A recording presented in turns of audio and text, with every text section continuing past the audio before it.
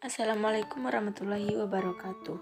Perkenalkan, nama saya Suryati dengan NIM 211293882, Prodi Pendidikan Guru Sekolah Dasar, Fakultas Ilmu Pendidikan Universitas Negeri Padang. Baiklah, dalam video kali ini saya akan membahas mengenai energi alternatif. Sebelumnya, tujuan saya membuat video ini adalah untuk memenuhi tugas mata kuliah Konsep Dasar Bumi Antariksa dan Kimia SD yang diampu oleh Ibu Dr. Insinyur Haja Rizda Amini MP. Baik, selanjutnya saya akan membahas mengenai pengertian energi alternatif. Energi alternatif adalah energi sebagai pengganti dari energi bahan bakar fosil. Energi ini bukan berasal dari minyak bumi dan termasuk energi terbaharui. Tujuan utama dari dibuatnya energi ini adalah untuk mengganti energi yang berasal dari bahan bakar fosil. Oleh sebab itu, energi alternatif mulai dikembangkan oleh manusia, baik itu secara berkelompok, masyarakat, atau kelompok dalam bentuk perusahaan. Kemudian sumber energi alternatif. Yang pertama ada panas matahari. Keberadaan matahari pada bumi ini sangat dibutuhkan oleh manusia.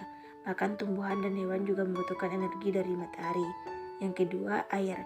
Air sangat diperlukan oleh tubuh manusia karena tanpa ada air, kita akan mengalami dehidrasi.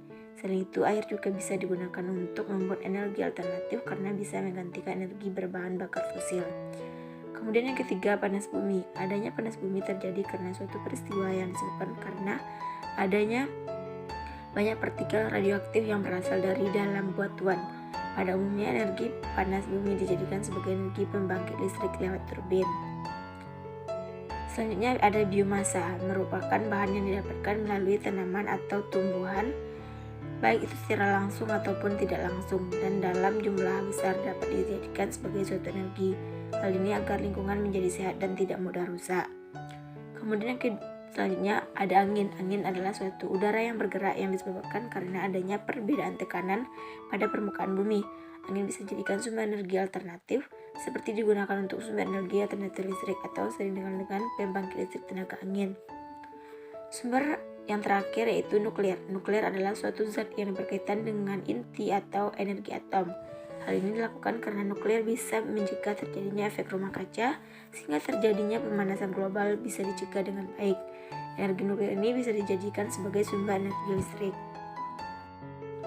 Selanjutnya contoh energi alternatif. Yang pertama ada panel surya.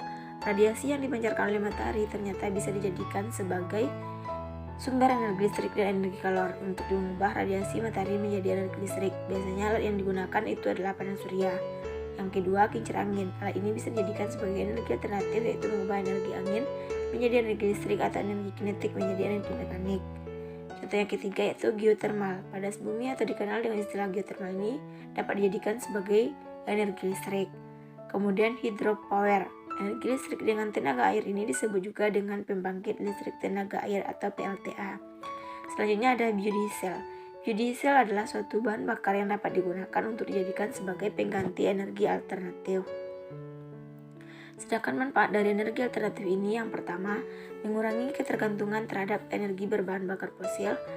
2. Ramah lingkungan. Kondisi lingkungan akan tetap terjaga kualitasnya atau bisa dibilang tidak mencemari lingkungan.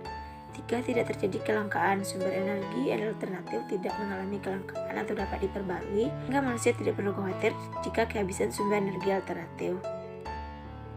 Baik, sekian yang dapat saya jelaskan mengenai energi alternatif. Jika ada kesalahan dan kekurangan saya mohon maaf. Terima kasih. Wassalamualaikum warahmatullahi wabarakatuh.